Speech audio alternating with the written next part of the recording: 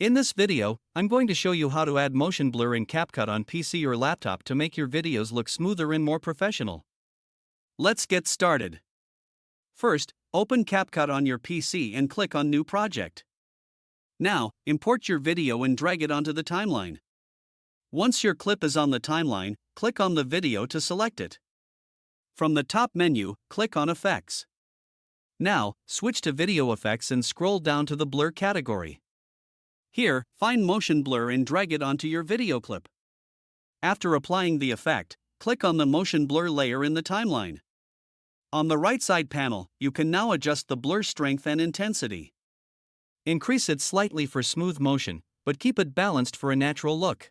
If you want motion blur only on specific parts, split the clip using the Split tool and apply the effect only where needed.